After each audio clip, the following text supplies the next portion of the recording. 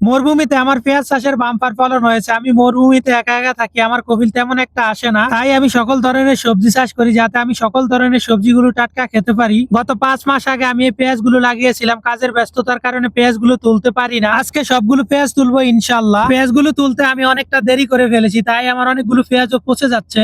এত কষ্ট করে ফসলগুলো ফলালাম, এখন যদি সেগুলো ভোগই না করতে পারি তাহলে পুরো কষ্টটাই আমার বিতা যাবে। তাই আজকে সময় করে পেঁয়াজগুলো তুলতে লাগলাম একা একা। আমি এইসব চাষ করে আমার লাভ হয়, আমি সবসময় টাটকা সবজি খেতে পারি, আর আমার কফিলের লাভ হয় সে মাঝে মাঝে এসে নিয়ে যায়। আমার জন্য কফিলের তেমন একটা সবজি কিনতে হয় না, তার রিয়েল বেঁচে যায়। আমার কফিল চাকরি করে, যার জন্য সে মাঝরা আসার সময় পায় না, সবকিছু ফোনে ফোনে সেরে নেয়। অনেক ভাই কমেন্টে বলতেছেন আমি চাইলেই সবজি চাষ করে বাজারজাত করতে পারি, এতে আমার অনেক লাভ হবে। আসলে আমার মাজরাটা শহরের পাশে না যে চাইলে আমি সবকিছু করতে পারবো। মেইন শহর থেকে আমার মাজরা প্রায় 200 কিলোমিটার দূরে, তাই আমি চাইলেও কোনো কিছু সম্ভব হয় না। মেইন শহর থেকে আমার মাজরাটা অনেক দূরে হওয়ার কারণে যোগাযোগ ব্যবস্থা তেমন একটা ভালো নেই। আমি সৌদি আরব আসার পর থেকে মরুভূমিতে মাজরায় আছি, তাই শহরের লোকের সাথে তেমন একটা যোগাযোগ নেই। শহরের লোকের সাথে যোগাযোগ থাকলে হয়তোবা তারা এসে আমার এখান থেকে সবজি নিয়ে যেতে পারতো, তাহলে হয়তো এক্সট্রা কিছু ইনকাম হতো। এখন আমার বেতন ছাড়া অন্য কোনো ইনকাম নেই। আলহামদুলিল্লাহ আমার এখানে প্রচুর পরিমাণ পেঁয়াজ হয়েছে, এত পেঁয়াজ হয়েছে আমার মনে হয় না আমি 1 বছরও খেয়ে শেষ করতে পারবো। মরুভূমিতে প্রচুর পরিমাণ গরম, আর এই গরমের ভিতরে এই পেঁয়াজগুলো কতদিন ভালো থাকবে আমি আসলে বলতে পারবো না। করার কিছু নেই, নষ্ট হয়ে গেলে ফেলে দিতে হবে, এছাড়া কোনো উপায় নাই। তবে কষ্ট লাগবে, এত কষ্ট করে পেঁয়াজ চাষ করেছি, পেঁয়াজগুলো নষ্ট হয়ে যাবে।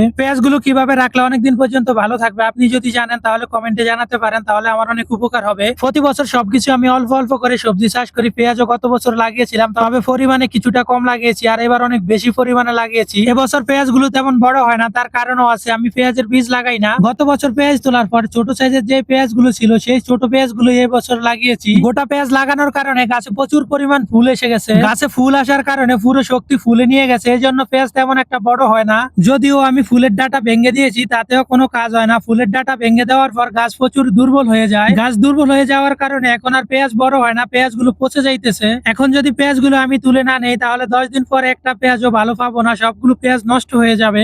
আগের ভিডিওতে কমেন্ট করেছেন আহমেদ শামিন ভাই সিলেট থেকে, এমএক্স সিবলু নোয়াখালী থেকে, সজীব ভাই মানিকগঞ্জ থেকে, এমডি মনির ভাই লেখছে আমি কামরাঙ্গীর চর থেকে দেখছি, এমডি মান্নান হোসাইন লেখছে আমি বরিশাল থেকে, এমডি মারুফ হোসাইন পাবনা থেকে, আশিক আহমেদ আমি নেত্রকোনা থেকে, এমডি আতিকুর আমি সিরাজগঞ্জ থেকে, এমডি সাইফ লেখছে ওমান থেকে, আহমেদ কাউসার লেখছে সৌদি আরব রিয়াদ থেকে, লাভিং মুন্সি লেখছে কলকাতা থেকে। আপনি কোথায় থেকে দেখছেন কমেন্ট করেন, পরবর্তী যে কোনো একটি ভিডিওতে আপনার কমেন্টটি পড়ে শোনানো হবে। পেঁয়াজগুলো আমি এক জায়গায় জড়ো করার পর পেঁয়াজগুলোকে আমি একদিন রোদে শুকাবো। যদি সাথে সাথে পেঁয়াজগুলো আমি তাঁবুতে নিয়ে যাই তাহলে তাড়াতাড়ি নষ্ট হয়ে যাবে, কিছুটা পানি শুকানোর পরে তাঁবুতে নিয়ে যাব। পেঁয়াজের ডাটা সহ রাখলে বেশি দিন সংরক্ষণ করতে পারবো, নাকি ডাটাগুলো কেটে দিলে বেশি দিন থাকবে কমেন্টে জানাবেন। এখন মরুভূমিতে অনেক গরম, আর এই গরমেতে অনেক কষ্ট করে ভিডিও বানাই। আপনার কাছে একটি ফলো এবং লাইক আশা করবো, আশা করি একটি লাইক এবং কি ফলো করে দিবেন। ধন্যবাদ সবাইকে।